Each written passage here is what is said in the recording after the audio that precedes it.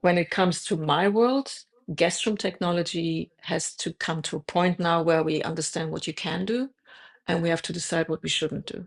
If it's too complicated, if you have to educate someone that just stays for a night to operate the lighting, that's wrong.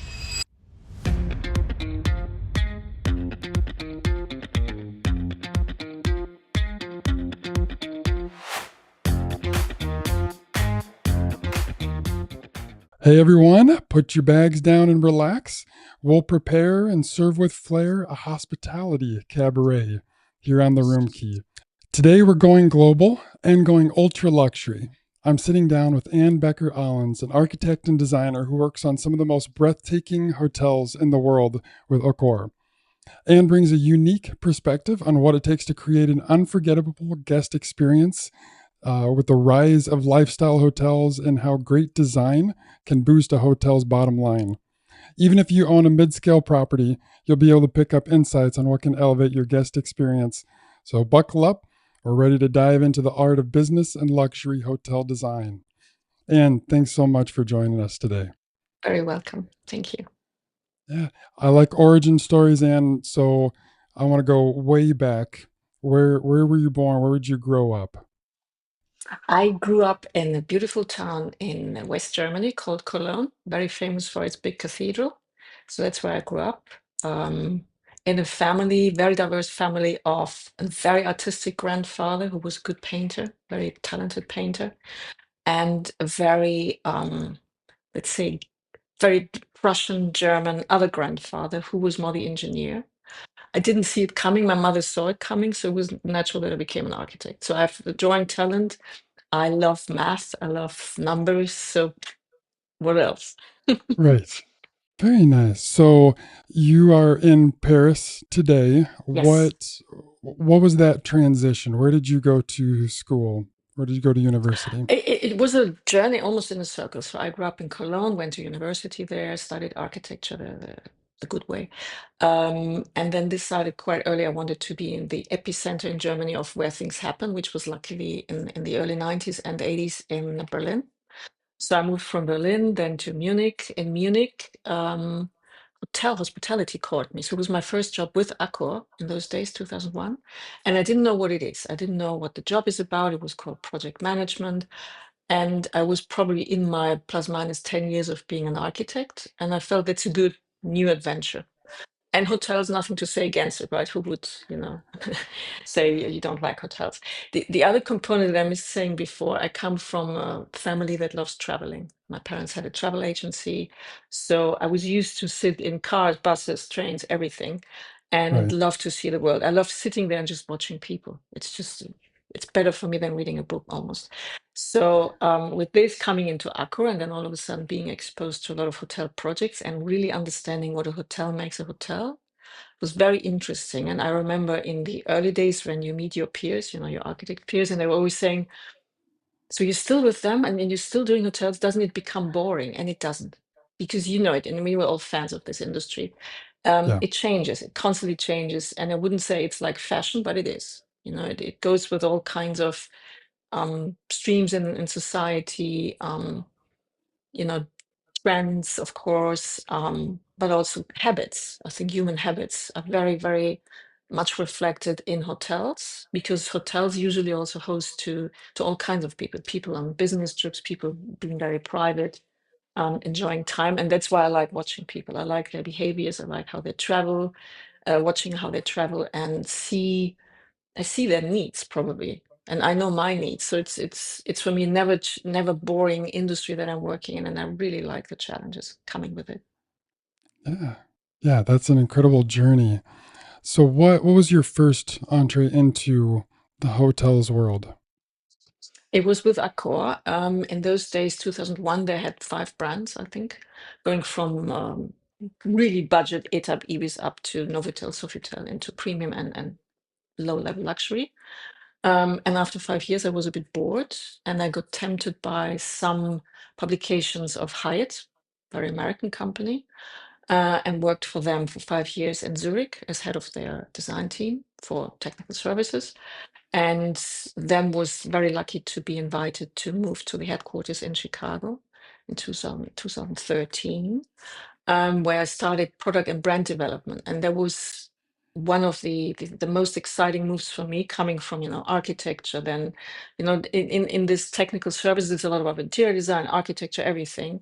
And you have to have a good understanding of hotel operations to understand the functions and the flows and the efficiencies and the rentabilities, profitabilities. So going then slightly into, not backwards, but going into a distance and looking at what we're doing from a brand product perspective is still something that I feed off till today. So it was a very good exercise in Chicago. It was only 1.5 years. But I loved being there in Midwest. I loved the culture. I loved, it was the easiest transition and move I've ever done. I knew the company, of course, it helps. Yeah. Hyatt has a very good people culture. Nevertheless, after 1.5 years, it was a bit too comfortable, and I was pitched by HSH, Hong Kong Shanghai Hotels, to work on Peninsula. So coming from a quite good sized Accor, very European centric in the early 2000s, going then to a very, very successful American brand that also grows quite tremendously. And then being in a very, still very Chinese driven hospitality company that at that time had only 10 hotels. So you come from a couple of thousand, you go to a couple of hundreds, and then you're going to 10. So that was, ooh. Right. But it wasn't, it didn't feel bad. It wasn't kind of slowing me down. It was focusing me. And I think we all have that sometimes you like the broader overview and then you like to focus. So I like to do both. I'm a tree cutter and I'm a leaf picker. So I like this macro view and I like this really, really detailed view. And HSH was probably the most busiest time in my life. And I had 2 to 3 projects that we developed in 3, 4 years when I was there. And it was highly interesting to deal with an owner who is very, very obsessed by hospitality in a good way, very much into detail, very appreciative about quality. Um, Probably the most, I would say, astonishing example of a responsible owner who wants to deliver to guests. Who I shouldn't say because Yeah. finance would hate me, who doesn't really care what it costs, but he's very, very, he hates when things go wrong, when functions are wrong, when the quality is not right, when the service is not right. So he looks into the right area of hospitality. And that Yeah. was my learning curve. You come from, getting projects done, having hundreds of projects and going down to maybe 20, 30 at the same time, then into 3. And then I wanted to move back to Europe because I missed my culture. Yeah. I'm not a big fan of expat mentality. So I liked very much coming back to Europe.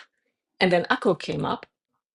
And Accor has changed over these 15, 20 years that I haven't been with the company. It's still a very European, very French-centric company, but at the same time has a very clear view on the outside, probably a bit more clear than American companies, the top 4 or 5 that we are within. We are Hmm. the, I would say, more exotic ones because we look at the United States or Americas and in principle, very open-minded. We have to because we're not the first ones. While if American companies, expand into the European market, we own this market. It's our market. We know the Yeah. cultures, we know languages, we know different types of investments. So in the US, the beauty is it's still very standardized. When you go across America, you know how to develop properties. In Europe, every corner is different. Every country is different. You have to respect certain regulations. At the same time, we are quite keen here in Europe when it comes to sustainability. So we really walk the talk. In America, still a bit behind. So there's a good push and pull where I think we bring in a lot of expertise saying, you know what, we went through these hurdles, but after a while, it's like if you say, I have to do something for my health, I have to go through diet, the first step is always difficult. But the moment you do it and you see the benefit, you just in it, you would never go back. And Right. and that's for me the interesting part of my job that I'm connected with so many cultures and individuals that I totally understand the pressure. I totally understand, of course, the targets.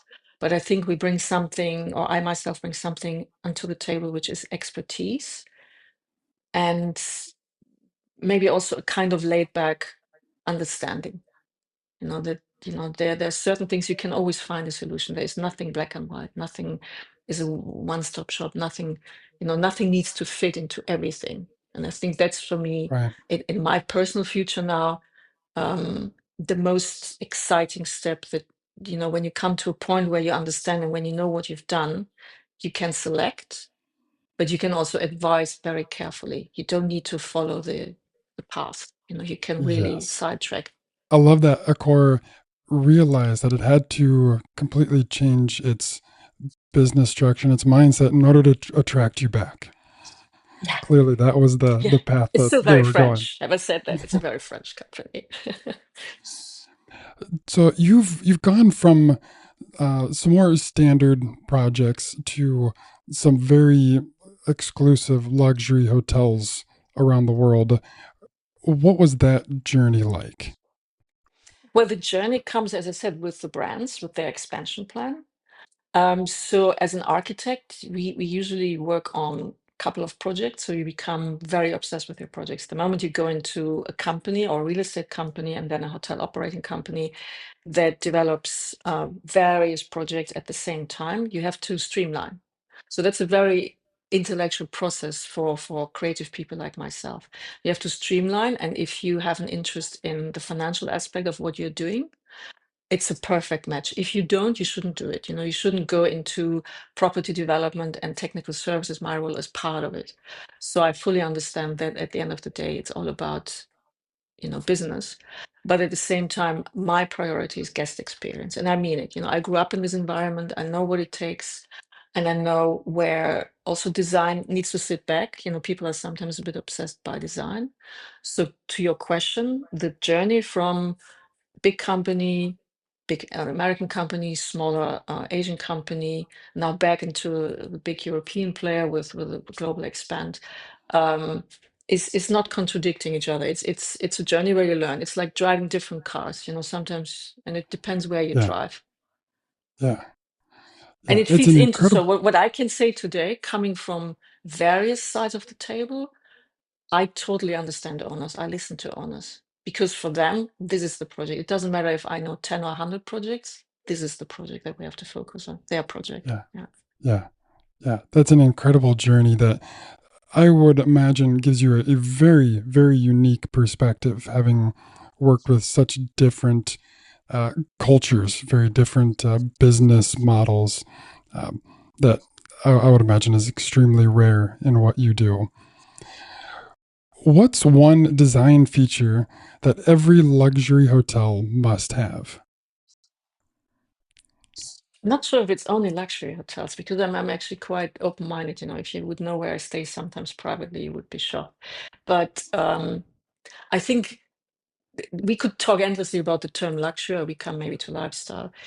They're all terms used for the lack of better terms, I feel. I find them to a degree also very pretentious. But what, let's say a wonderful experience should have is the best shower on earth. Very simple. The best shower experience on earth, which then can really apply to any premium budget, whatever hotel. It should have the best shower experience and the best sleep experience. I think that's what we owe our guests. And how you extrapolate from, let's say, just a proper shower with good warm water and nice soaps and so on, to an experience beyond that for luxury, a steam shower or an experience shower or all kinds of things, size of a shower, sound, everything you can extrapolate. But I think the basics is still good sleep, good amenities, to feel refreshed. Sound is important to me. What kind of sound can you expect? Quite would be quite nice at night. The second part that I'm always a bit obsessed about is the arrival check-in experience. And again, I think it applies across all hotels. The way we travel, I think we're all quite savvy on using our famous phones. So if in this big world of traveling, if we're all used to have apps and so on, then any hotel experience can, of course, pick up on that. So I question and I challenge my colleagues, do we always need to have this lengthy check-in process when I arrive at a hotel? Budget hotels, there are beautiful brands on a more economic level where you don't have any personal interaction, which I'm not saying. I think personal interaction is highly important. But this pure checking, this for me almost questioning, if I'm the right person to stay on this property. This kind of, I found it very odd, and I find it very odd when it comes to luxury and ultra luxury. I think on those levels, I don't want to be asked by someone about my identity, about my means of payment, and so on. You can do that before. I think nowadays with Yes. technology in place, and then we are all transparent. My phone knows me inside out. So if iris recognition, all of that is Right. there, then don't bother me and don't go through this lengthy process. And I appreciate all my friends and colleagues at the reception. They do these questions. How was your trip and journey? Da, da, da, because they want to cover time because the software is so complicated. Yes. So we are victims of our own process to check in a guest. And that's for me something which we should improve definitely. Not Yeah. saying I that someone walks into a property and there is no one. I think that's the other opposite bad experience. But you want to be greeted, you want to be welcomed, you want to feel home, safe, everything. But it doesn't need the control. You can do that in various, very discreet ways. Right. Yeah, I totally agree.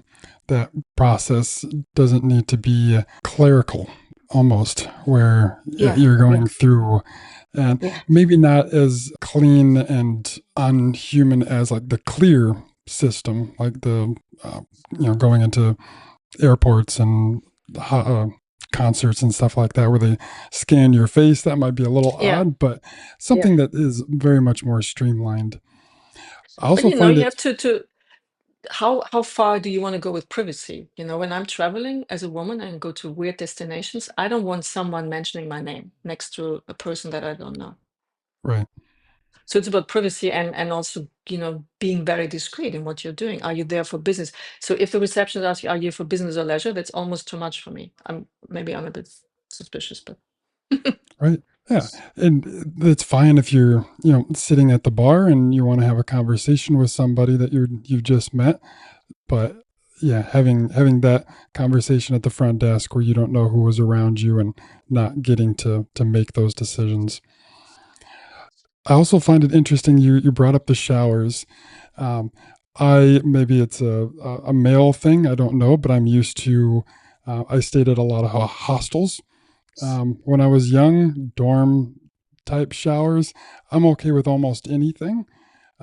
But I am getting a little more fancy these days. However, my wife, that is very important, and when we're looking at the hotels that we're going to stay at, or she looks back at her experience, it is interesting that I'm picking up now that shower is very important to her. water pressure, long hair. Oh, yes, yes, absolutely. Yeah, doesn't take as much to get the shampoo out of my hair as it does yours, of Yeah, course. yeah. So you've worked extensively Europe, Asia, America. How do the European countries, the Asia market that you worked in, how did those compare to the U.S. In terms of guest expectations? Um, Interesting question. I ask myself really every day, and it goes across all the areas. You know, I'm also exposed to Middle East. I've never worked there. I've never lived there, but a lot Mhm. of owners come from the Middle East. So you deal with really maybe four, not cultures, but key directions. I feel the let's say the Chinese market, and I'm going to China next week. Is highly curious, very fast, very willing to pick up. So you see them traveling abroad. So their horizon is huge. I think where we, you know, old school Europeans are maybe limited in a way, although we have beautiful Europe. And US travelers limit themselves maybe because they have very clear expectations. Chinese travelers are very curious. They travel a lot. They come back into their country and they expect the same. So when I'm dealing with Chinese projects in particular, I see that the execution, the quality of projects is brilliant, is exceptional, because they're very capable to produce high quality, really high quality, not faked, high qualities and fit out and so on. When it comes to certain brands, of course, you're limited in China, so you have to adapt. But again, companies are very fast to expand, to explore, to create new, you know, streams of technology. So I'm very curious myself to watch the growth in China. The Middle East seems to be very established. You know, size of projects is not a matter, but In terms of quality, there's almost you hit the ceiling. And the overload of projects in certain areas is certainly a challenge when it comes to basic fulfilling of the aggressive pipeline. When we talk about projects in Saudi Arabia, I love the vision, but there is something which we all find almost ridiculous, but there's a limit what companies can do. When construction companies are going to Middle East, that's huge, super business, but also they come to their limits. So there is actually a challenge to get the volumes of projects that are currently sitting in Saudi Arabia in particular executed. With all our love, with all our, you can't have as many companies, as many contractors as you should have. And that's maybe painful to watch for some on the top there. Americas, for of course well-known reasons, might have a little job right now. I don't want to talk about tariffs because I see an opportunity for other regions, unfortunately. And I see it when I talk to Chinese clients that they don't hesitate. They just go into other, trades. But Yeah, in the it's a US, I business. feel, yeah, it's a business at the end, and there is no hard feelings. And times will change. In the US, there are still markets for us where we strongly invest and where I see a good opportunity to also create something slightly different from mainstream. And having worked with Hyatt, I know exactly what the American clientele expects and what they expect, of course, when they travel abroad. US travelers were and hopefully are still biggest travelers across the globe. So it's always for me vice versa. You have to understand the culture in the country as local guests, and you have to understand how they, come over and are your, prime guests. So European at the moment after lockdown are very happy to travel in their country. So there is all of a sudden a very healthy mix between foreigners and locals traveling in their country. French people are known to really explore their country, and it's a beautiful country with everything. You have both seasides, you have mountains, you have everything. Yeah. Are there any universal principles that apply everywhere? Yes, and it's not so much about design. I think, I truly believe that in terms of architecture and design, a hotel is a hotel. And the expectations can vary, with cultural things, gender, understanding, shared spaces, expectations on certain technology. But this is almost, I think we come to a point where it's almost aligned across all our cultures. When it comes to service, for me, luxury, if you only ask me about luxury, for me is space and time. And that comes with the human aspect. So if you can allow a guest to have a very streamlined experience, don't bother. If people travel a lot, the last thing you want is a lot of hurdles. And Right. we all know certain complaints about guest room technology. I think we are all very keen to explore technology, and then you come to a point where things become too complicated. It starts with cars, it starts with certain security checks. I think we're all very bored that we are in a trap of too many PIN codes. And so when it comes to my world, guest room technology has to come to a point now where we understand what you can do, and we have to decide what we shouldn't do. If it's too complicated, if you have to educate someone that just stays for a night to operate the lighting, that's wrong. So I think there is a good chance to also really streamline some of the standards that probably went a bit bored when technology companies came into the plan. I guess see what it does. What it certainly helps us is to look into energy consumption. All these systems where a guest gets completely annoyed by how many switches do you have to use before you have it right.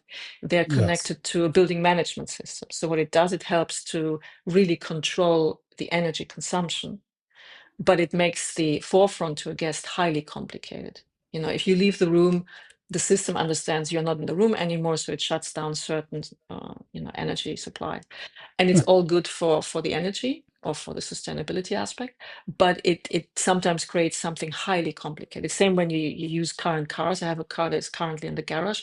It's too intelligent for me. If it doesn't open the boot because my engine, it's all too intelligent for me. So Yes. that's what we should do in hospitality. Sometimes be a bit more mindful and just use common sense. What does a guest want? Do you really, do you get personally Do you find it exciting that you can open your curtains from your bedside panel, or are you fine getting up and open the curtains? And, would you complain if you can't push the button to open the curtains, or would you even Right. notice? So there is something that comes from us inside. And I think the same is for cars, for technology, for this thing here, where those that are developing these very, very valuable items, hotels, experience, so on, they become sometimes a bit obsessed with certain things that the actual consumer doesn't need, didn't ask for, and so on. I know that Yeah. Apple has the pitch that they give you something that we didn't ask for, that we didn't even consider to, and they're quite successful. Hotels is still a very physical human product. And for me, I'm always saying I can give you the most beautiful design. If the human aspect doesn't follow, if my friends and colleagues in operations can't properly operate a hotel because it's too complicated, or if, let's say, the training or the service or the understanding of your guest is not good enough and it doesn't fit into my personal expectation for luxury, give me my time back, be seamless, don't ask me too many questions, but be there, very tricky. It's a mix. It's a mix of physical design and human touch. Yeah. And knowing who your customer is, because Yes. there's going to be a lot of, that's one of the benefits of having so many brands and so many different hotels, is you can each design everything specifically to who your customer is. Some like the button to open up the curtains, some don't. And different hotels can appeal to different people. Yeah. Um, and also, you're right that hotels is something that's so unique, that deals with so many of the most human aspects, where sleeping and bathing and eating, those things that everybody has to do, no matter who you are, where you live, you all have to do all of those things, that are incorporated all into one piece. What are some of the biggest cultural differences that you see in hotel design? Small things. You start with the room. In certain cultures, um, you shouldn't put the toilet next to your, on the same line like your bed head. So you shouldn't have, if the bathroom is next to you, to of course your bedroom, you shouldn't have the toilet, the flush, and it's not a kind of acoustic thing. It's almost like religious thing. So you have to really adapt, and usually it shouldn't happen. By nature, it shouldn't be there. But sometimes you come across maybe some layouts where this is too close to your bed head. Um, Electricity might become an issue close to your bed head, where people now get a bit obsessed about, all the streams around you at night. Yeah. Um, Funny things, it took me 20 years to understand that creating a bar in hotels in Russia, which I hope we will do one day again, is a waste of time, because Russian people don't go to a bar. They go to a restaurant to drink. So they combine food and drinks as an experience. They would never go purposely into a bar in Russia. In China, it's slightly similar, but again, with the exposure of Chinese people traveling a lot, this might change. So certain standard elements that we were used to put into our hotels, there is no real need. But again, it depends on if this location where you're currently looking into is more frequented by locals or international travelers. And that's usually the key for all of us. We have to understand the location. 100%. We Yeah. have to understand the location, the culture that comes with the location, the constraints that might come with the culture, staff, proximities, certain elements, political situations, but also how do you actually feed into a client that you know now and maybe for the next 5 years, but you have to be slightly aware that traveling will change. So how much, can give you an example. If we look into the Peace Hotel in Shanghai, very famous property, it's currently, of course, very popular for Chinese travelers. It's the iconic hotel in China, in China, in Shanghai. So anything we do is, of course, highly targeted to understand the Chinese coming into the hotel. At the same time, I would hope that more and more international travelers come in. So we can't just do one side. We have to feed into both, and we have to find the right balance. And maybe to your key question, what I learned over these 25 years when I'm doing this job is there was a good reason why all these famous brands, the Hilton, the Marriotts, the Hyatts, the Accors, they were all created in the 50s, 60s, 70s when there was a need for Yeah. business hotels first and foremost. So there was probably a clear understanding that if you travel privately, you stay in a bed and breakfast, motel, whatever. If you're traveling for business, it goes into, just give me a shower and so on. So the Accor story started in the late 60s, creating a brand, Novotel, for the typical salesman. Hyatt started also with a Hyatt Regency for business people, and it was bought by Pritzker's on a sheet of paper, and it was just a business hotel. So the and then the opposite is the Grand Hotel, but there was nothing in between. So it was either the very simple needs, sleep, maybe bath, not even in the room. Novotel was the first one creating a desk facing the wall, so the salesman could also work in his room. So it was all based on needs. And then it became standardized and it was multiplied and it was good for 20, 30, 40 years. There was the time when all the hotel companies started creating those strong brand standards. They are still relevant. They have, because they have been experienced, like building a car again, you know exactly how an engine works. But Yeah. nowadays, I think everyone has the expectation to find something that is unique, very individual, and at the same time feeds into your needs, which are similar. We are all similar. As you say, sleep, food, you expect that the room is clean, you expect that the food is good. Um, so but the direction in the future for hospitality and hotel will change to a point where it becomes highly bespoke, highly customized, and it goes through all brands, all segments. And what it does to my dear owners is it makes it less predictable. That's the danger. It makes it less tangible in terms of cost. So our position in technical services is becoming more relevant because we are the ones guiding to make sure that it still fits into this box of cost and time and budgets and everything and operational revenues and so on. But it needs owners that are willing to go into this field of highly bespoke, highly tailored brands. Right. We'll get into some of the economic questions of this, but you've said that you like to stay involved in a property after it opens. Why is Yes. that so critical? Because I hate the fact, A, I can't let go. B, none of us can let go, but I hate the fact that we deliver a job, we are paid for this job, we have a consultancy agreement, so we could say fine, like any of the designers, anyone involved, any of the engineers. Um, in my view, the beauty is I'm part of the hotel operating side. So I hear, of course, I still visit our hotels. I hear if things go well. I usually go back and I always ask what goes well, what would you change? GMs come in, they go, new teams come in. So with any change and also with the change in traveling and cultures, you should always check. Because Yes. I feel, giving you another example, if you have a child, you educate it, you build it up, and you could say, you're 18 now, you move out, and that's it. You won't do that. You want to Yes. see it flourish, and there might still be a need for a check-in. But for me, it's also same with my nieces and nephews. I like to learn from them. I really like to see where does this go? Did we do well, in this whatever 2, 3, 4, 5 years development or not longer? And a property has that's what I said, the obligation to the owner is to maintain the property to its best state. Someone has put in a lot of money in this project.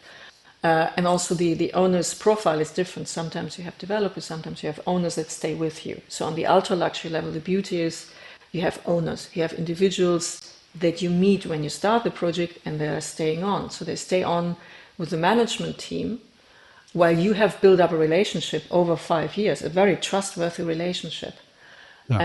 And I wouldn't like to let it go in our interest, because if something comes up in the future, if there's a need maybe to review a restaurant or something with the room product, or maybe increasing the suites or decreasing, it would be good if the original team has still some insights. And the beauty in my role is the team that I'm currently heading of 45 people, we are very loyal and we stay on. We are usually the most constant team in any hotel company because we love our work. We are very predictable. We are like horses, we go on and on and on.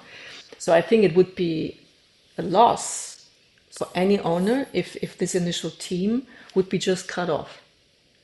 So what we like to do is more and more now we like to implement, we like to be part of the CapEx strategy for the next 5 to 10 years.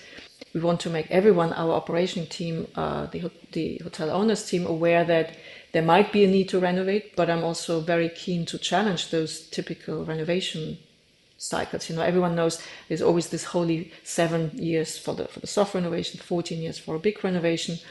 I challenge that because it's used in the industry to have some financial indication, and it's still used as an argument. But sometimes when you walk a property, it's very different if a property needs renovation. Either it has been used, it was very, very successful, and it's a bit tired. But again, the owner has to expect the hotel manager to maintain the hotel to its best standards.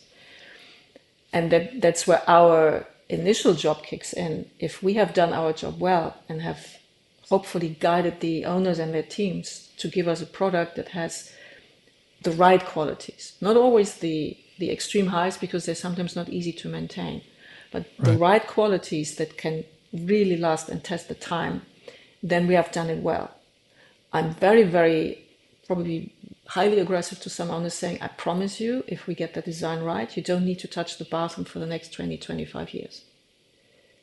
Because Yeah. that's for me a value. No, I've done it. I know every item, I know the cost. If you have done the piping and everything super well, if the layouts are so timeless and current, then all the fixed elements, the bathroom installations, should really stand the test of time, and they shouldn't be changed.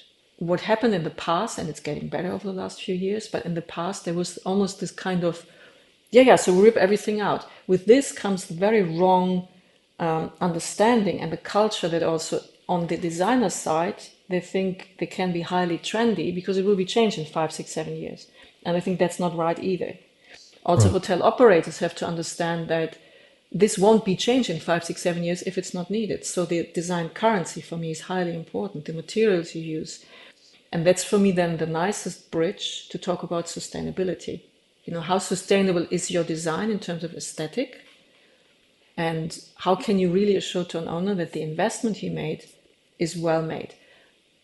Where if you deal with developers that are interested to develop a property, they're not interested into this long-term sustainability. They're interested in keeping the cost low, getting the hotel up and running. So that's a Yes. very hard conversation.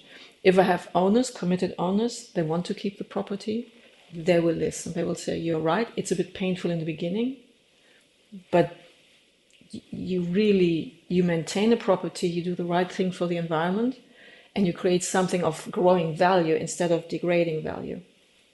Yeah.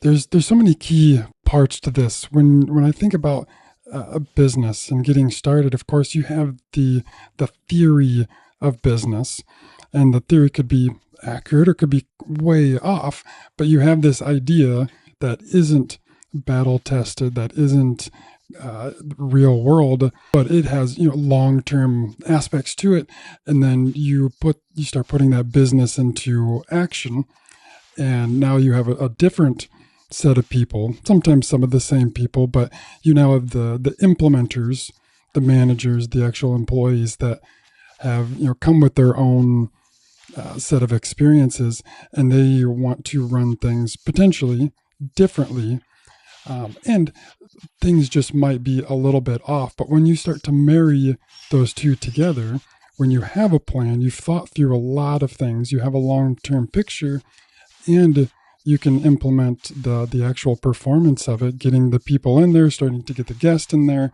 learning like, okay, this part of our plan works perfectly.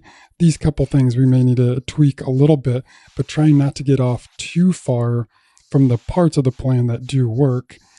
And also just your experience in staying on those projects and knowing these things are awesome in theory, but they don't really work. Here's how we implement that, and here's how we change that path a little bit to make sure that it does last long term. And that's, I think, in my personal world, the difference between being an architect or designer that delivers a project or the ones that staying on. That's what, as long as I'm part of a hotel operating company, I have the advantage of learning, constantly learning. Our hotels wouldn't be successful with any good operations. So I work very closely with operations. Yeah. And also with brands, you have to understand what is the brand synergy. How do we market these hotels to find the right clientele, to understand our guests, to really vet through feedback, guest feedback. But as you say, operations is the key element in this whole study. It's with everything. There is no good car if the driver is not good. So I'm highly dependent on operations, and we have constant exchange when we develop projects in the early stages, when we do market studies. It doesn't fall in our lap, and that's sometimes misperception of many people inside and outside the industry, that they sometimes feel, oh, this has been created in isolation, the designer wanted this and now it doesn't work. It shouldn't. That's where our rational technical services kicks in, that we connect all these points, the financial points, the practical functional points, but it all has to then to accumulate into the best guest experience. And I think that doesn't matter if it's luxury or premium or mid-scale. It's about the guest experience that you promise when you sell a room, when you sell a stay in our Yeah. hotels. Yeah. What's the number one thing that owners forget about design after opening day?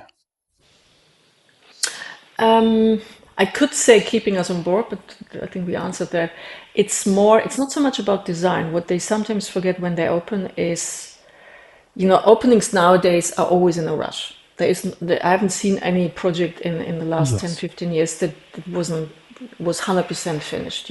Even in prestigious companies like Cheval Blanc or Peninsula, they try to really put a buffer in to really get everything tested, commissioned, and dry runs and everything.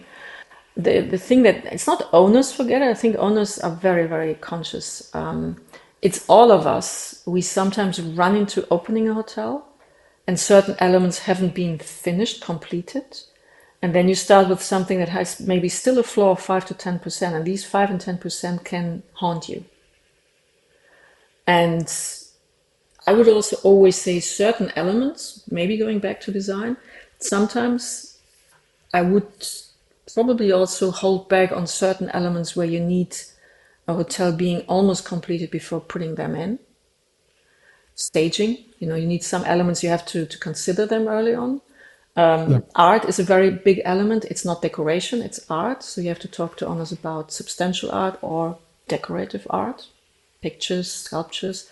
Interior design can become art, but certain things need their certain moments in time. If you try to design everything on paper early on, which is also a cultural thing, Japanese, German developers like to do that. But by the time you open the hotel, you're not current anymore. So certain things need their right moments. Food and beverage, it's of huge interest for any hotel because that's how you attract guests from inside and outside. You have to be very, very brave and wait as long as you can to get the best restaurant concept into your hotel for the opening. What you don't want is to have a restaurant concept that is outdated.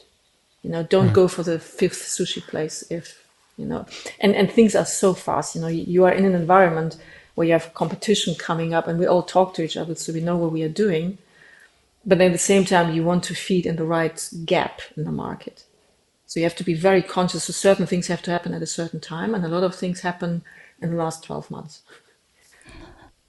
Yes, absolutely. Knowing that there are going to be certain things that are not complete on opening day, is there anything that you're like, this needs to be 100%, or things are going to go bad? It's boring. It's fire, life, and safety, which you would say is also a legal obligation. So we can't open a hotel if it's not safe. Sure. Certain elements, very basics, you have to have the right arrival experience, reception, everything that is forefront. And what's usually missing, and it's in the nature, is some back of house functions. A guest doesn't see it. You might feel it if the service is not right. So it all has an explanation. What shouldn't be compromised in any way is any kind of air conditioning, because that's what a guest feels. Any kind of technical equipment has to work. And that's Yeah. usually where you also lose your first, the famous first impression. If someone stays in a hotel and might have even get a favorite rate because he's maybe part of the soft opening, If you can't use the air conditioning, if you have a bad sleep, it doesn't matter. You give a bad feedback. So this has to work. If a chair is missing, no one cares. That's not Right. important. But Right. the technical things. And in terms of investment, since this famous MEP takes more than a third of the investment, this has to be bulletproofed, in my view. Yeah. Yeah, that makes sense. We, with my family, we recently stayed at a resort that the initial guest experience, the check-in process was awesome. Everything was beautiful. They did everything perfectly. Almost everything after that fact definitely left a lot to be desired, a lot of issues, but they nailed the check-in process. So that was, I guess, that was a good part. But you see, it's the human aspect, and you can overcome all these flaws if you have a brilliant team, and they're Yeah, so engaged, they're so excited when the hotel opens. They had months and weeks, months yeah, to build up, and things can happen. But it's the way they deal with you as a guest. If you get a little explanation, if you get maybe a bit of compensation for certain things, then you go away and you say, "Well, there was something weird, but they were all so nice. I'll come back." That's what we want to right. achieve. We want returning guests. Yes, absolutely. Moving more towards the economic side, these projects that you're working on are stunning, but they also need to perform financially. How do you balance that beauty and economics? But it only works together. You can't create anything if the economics haven't been proven before. We're not building and running into the big depths.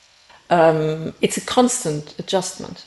It's a constant adjustment through the project where you can certainly commit to a budget together with the owner side. And I'm always very keen to give all consultants, everyone involved, sub budgets. But then there is reality check, and time can do a lot to a project. Certain economic changes through certain current discussions have a huge impact on cost. Yeah, And this can trigger that whatever you have planned 1, 2, 3, 4, 5 years ago is probably just jeopardized by the time you really have to, pay the bills and go into execution. And it's not so much luxury. What I try to really maintain is if you put the right, if you let's start, if you use the right consultants, experienced consultants, if you use the right selection of materials, supply chain, the way you get products in, the way you can maintain actually the products. If you become too exotic, you might have a risk. So it's a hand-in-hand process where we start very early on to talk about the procurement strategy of the owner, depending where the location is. If we build a hotel in Venice, you have to consider how you get goods in, and are they maybe in parts because there's a limited channel width and boats and so on. yeah, So it's a different way. If you're downtown Paris, you know that everything, site construction, or the site installation is much more expensive than the actual construction. So these are things we have to consider, and what does it do to the product that you as a guest touch and feel. Sometimes the soft costs are so overwhelming in certain destinations which you as a guest don't know and you shouldn't know, but it yes, goes to the cost of the product, the quality. But these are all healthy discussions we have to have early on, and we have to be very honest and transparent and say, so what can we achieve? And that's also key of a decision to go there with a certain brand, because the guest has an expectation. If you are a loyal Raffles guest and you have been to Raffles Singapore, you want to have the same experience in any other Raffles. You wouldn't accept if there is less. Why would you? Because that's the promise of the brand. yeah, And that's where brand standards kick in. So we have to make sure that the standards, the performance of each element of space, of technology, of the operational standards is fulfilled. And the owner has to provide us with this framework in whatever shape or form. So the pressure is certainly on the owner to go through economic hurdles, even with the initial commitment, and we are with them, we are not sitting there and saying it's not our problem.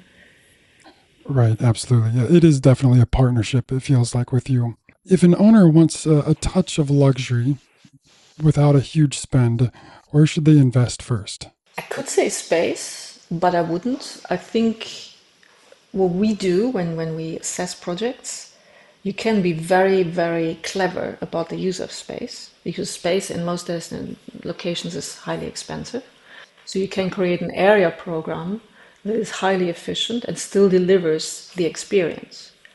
We know that usually certain parts in my world, they define a brand by room size. You know, the famous 30, 40, 50, 60 square meters or 600 square feet. What defines luxury versus budget? There are certain limitations. So like an ultra luxury room deserves to have a walk-in dressing room, a 5-fixture bathroom and so on. So it defines the space. But still, you can be very clever in how you allocate certain functions in your public shared areas, you know, proximities, flow of spaces.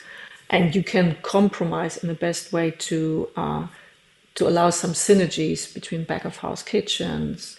You can move, you know, florists into the ground floor and use, you know, the space that's usually occupied back of house for the florist. You have a shop and then you sell house. So you can be very intelligent also selling your products, pastry shops and so on, to really add and generate more revenue with the same process, back of house. So in the beginning, for me, my preferred exercise is programming concepts and really tailor this product. If we decide which brand makes sense for this location in terms of market, if the market feeds into the right brand or vice versa, then you tailor a program and it's not box standard anymore. And it can feed into all kinds of layers. You know, certain room sizes can divert from famous standards. And that's for me the most interesting part. Yeah. And to build on that, again, like you've said, knowing who your customer is, knowing who your guest is, knowing what's important to them, spending the money and the investing in that, as opposed to something that may not be very important, but everything costs money. Yeah. No, but you can be highly efficient. You can be efficient. You should be highly efficient with the technical installations. You know, you have to be forward thinking. You should look into your energy suppliers. And I think the most interesting one is when it comes to execution, look into your supply chains. Where do you get your materials from? Where do you buy, you know, the big chunks of equipment? And that's for me a very valid discussion economically. Lifestyle hotels have become a big trend. They say the first technical lifestyle hotel, the Delano in Miami Beach. I don't know what that looks like internationally as far as your experience, but what makes a hotel a lifestyle property? Certainly a good aspect of activity. You know, when you go into a lifestyle hotel, you could expect various offers. You know, you don't want to be bored. It has to be exciting. But you know, nowadays lifestyle can go from a very busy, let's say a Delano or an SLS or you know various brands on the market. You know, in the old days, W was very very keen to be the lifestyle hotel. So it's a lot about activity, it's action, it's very lively, so to say. But if we agree that Aman is also a lifestyle brand, it's very quiet. So again, it feeds into kind of guest expectation. What it tries to be unusual, I think. And I wouldn't like to continue putting projects, hotel projects, into a box, either lifestyle or luxury. I think you can be both, and you should be both. Like a personality is never one or the other. Like Yeah. we all hotel operators or hotel companies like to put customers into boxes, but I'm pretty sure you and your wife, you're very different in the way you travel, the time you have. Sometimes you go for a leisure trip, sometimes you go for a business trip. It's summer, winter, it's whatever. You're not just one profile. So our hotels also can't just Yes. be one or the other. You know, also budget premium, it's all a bit too segmented. I think what luxury, ultra luxury has understood over the last years is that you have to be a bit more flexible when it comes to experiences. But again, it's very, very location driven. And lifestyle hotels sometimes suffer from having a very poor room product and put everything into public areas. And personally, I think sometimes lifestyle hotels go for the quick fix. You know, when you really look into some of the brands that are a bit low hanging, and they ask for a certain investment. Misperception on the owner side is usually when you go into lifestyle, it's cheaper to build. It's sometimes not. because when it comes to F&B, it can be even more expensive. It's maybe cheaper to operate because you might want to have certain functions that can drive various areas. But for me, the biggest difference is that lifestyle is a very short term development experience. You have to replace it. It's a bit like in the restaurant business. There are certain restaurants that last forever because they're iconic, but usually there are those that have a really good quality, and there are those that jump on trends and they have to be replaced all the time. So Yeah. there's a reason why I moved into luxury and ultra luxury, because I'm not keen on doing redundant stuff. Yeah.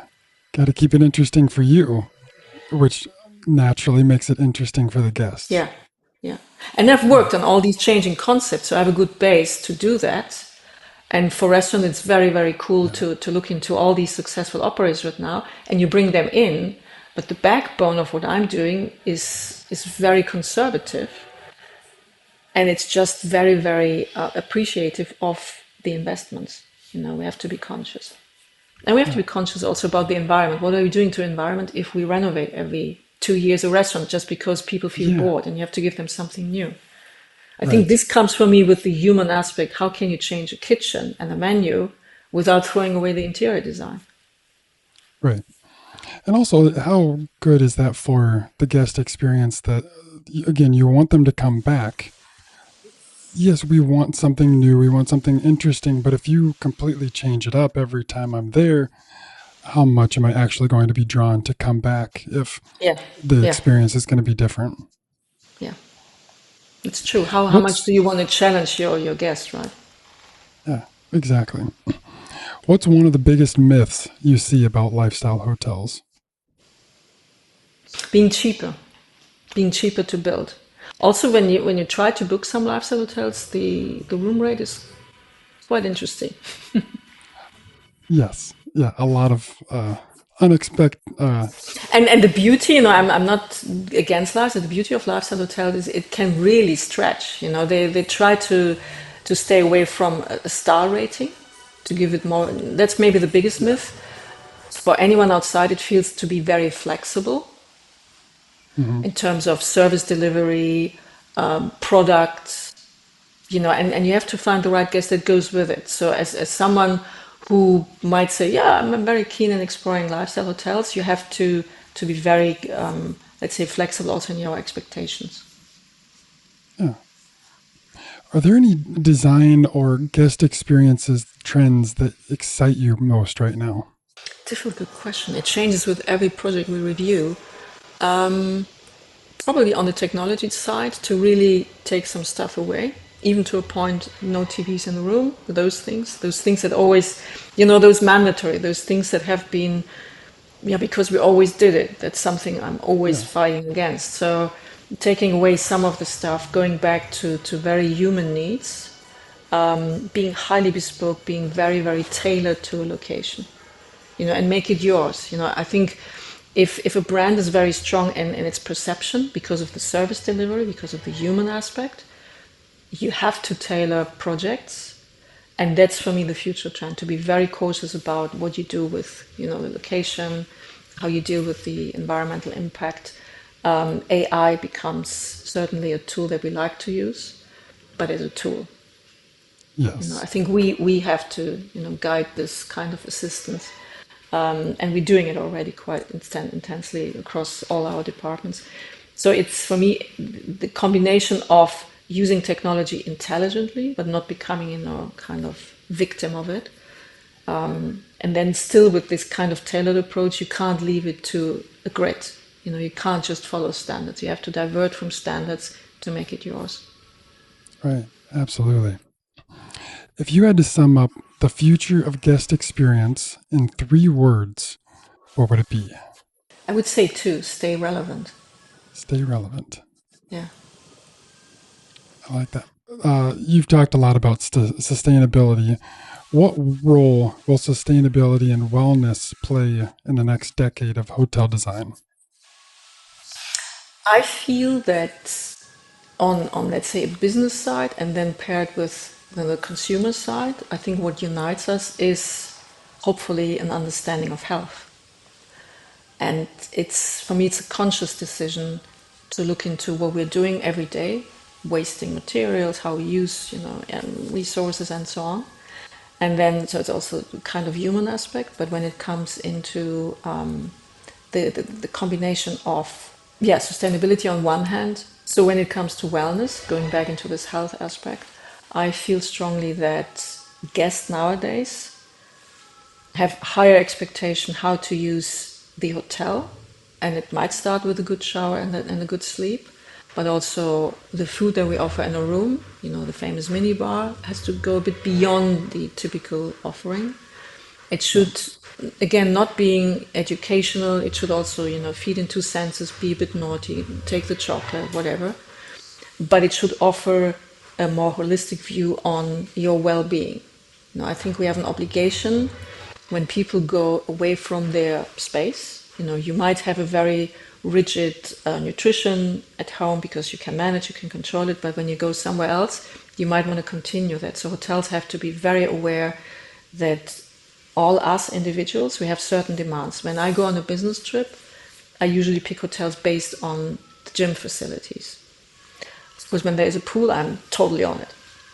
Yes. So, but also it goes then into F&B. So the food offering has to, blend into those needs, being very cautious about allergies, about healthy options. So offering a kind of 360-degree review.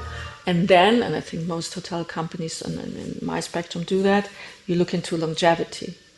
And not as a misused term, as another hype that people jump on, but really how can we make sure to stay true to what we promise, to understand our guests, to have hopefully returning guests, and be with them, maybe even be with them when they leave. If you build up a health plan while they're staying with us and they go into another hotel within our group, you might want to, allow them to have maybe a room that has space for maybe your yoga or your Pilates in the room in the morning. You provide them with a yoga mat. You help them to maybe have access to other gyms in the area. You might have access to a personal trainer in the area that feeds to your client's needs. So it's about knowing your guest, but again, to a point where it doesn't crouch into privacy. You have to be very balanced. But we are very keen to explore longevity. You can have tools in your gym, spa areas that are almost self-explanatory. It's very funny, it's very interesting, and it doesn't need too much time. So I'm traveling a lot. I don't have time at all, but if I have half an hour and someone offers me an equipment that gives me a good exercise, I'm on it. Some might just want to relax. So if there is, let's say, a sleep capsule, why not? So we try to really test some things. There is not, one answer. But I think when it comes to wellness in this gym, fitness, rejuvenation kind of thought, for me, it's a connection between also being sustainable and being sustainable with your own health, with your movements, with the things you do while you travel, being conscious about what you're doing, being conscious about food waste. It's also, when you look into the ongoing discussion about breakfast, let's say, you can offer a breakfast buffet and you can offer an a la carte menu.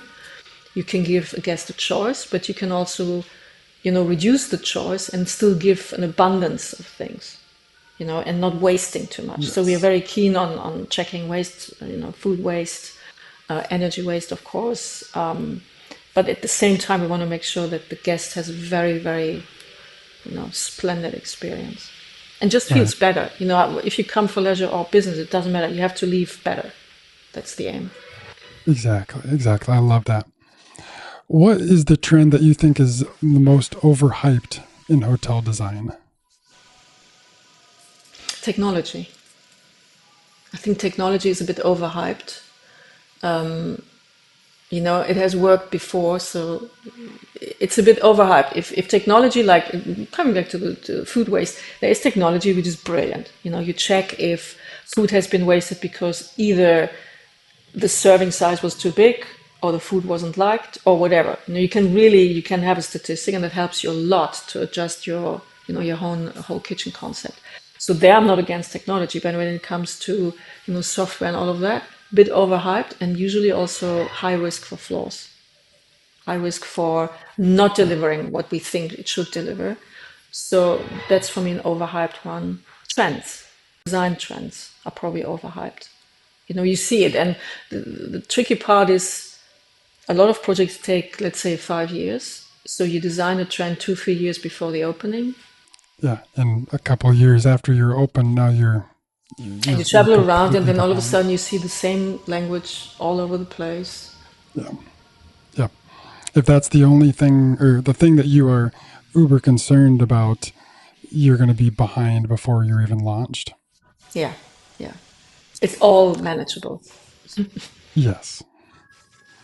And we can't check out before the wake up call. Our traditional rapid fire questions. Okay, okay, What's okay. one? They don't have to actually be fast, but Okay. that's just what we're calling it. What's the one design feature luxury hotels can't live without? Shower. It's like Showers. Good showers. showers, good showers, really. Exceptionally Hot, good showers. powerful. Yeah, Yeah. yeah. What's the biggest mistake hotels make after opening day? Um, Not completing, rushing into things, not having 100% testing and commission, very technical, testing, commissioning, having everything up and running, going into something that is just 90% there and not 100%. But it Yeah, comes from a perfectionist German mind. So I love it. Is luxury design really about big budgets or something else? no, it's about clever budgets. And what I learned is there is nothing more valuable than time spent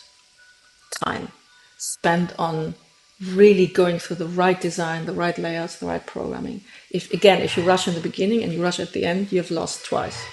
So the more time you spend on really doing the right sequencing of concept design and going through value engineering, even if it's painful, but you can avoid these last minute changes, these painful last minute reductions if you have proper pre-design time.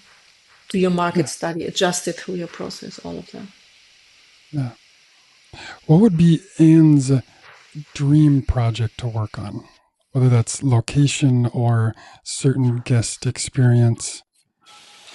It would be, and I wouldn't call it hotel, it would be a facility where I could see myself living in.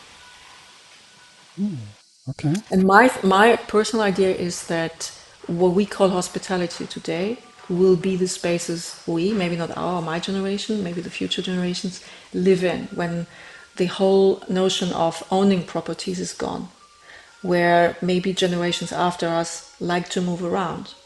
And they use those facilities that we currently build as hotels as their private residence for a time. I have various friends that already start to live like that. They live 3 months here or a year there, but they don't bind themselves into owning properties. So they lose the responsibility, which is a tricky one. But I see upcoming generations. That's why I listen to, the current kids very, very strongly, because they tell me a lot. They don't care for owning stuff. And maybe they don't want to be responsible for certain things, but they don't care to collect, items. They are also probably the worst for fashion industry because some might be still attractive to brands, but they're also very keen to go for something that is just a t-shirt. It doesn't need to have a label. So I like this Right. kind of thought where we think about our hotels today as becoming homes in the future. Interesting. And this has been a wonderful conversation. Thank you so much for coming on the Thank show. I you. think Thank you so our much. audience is going to get a lot out of this. Thank you. Yes. I'll talk to you soon.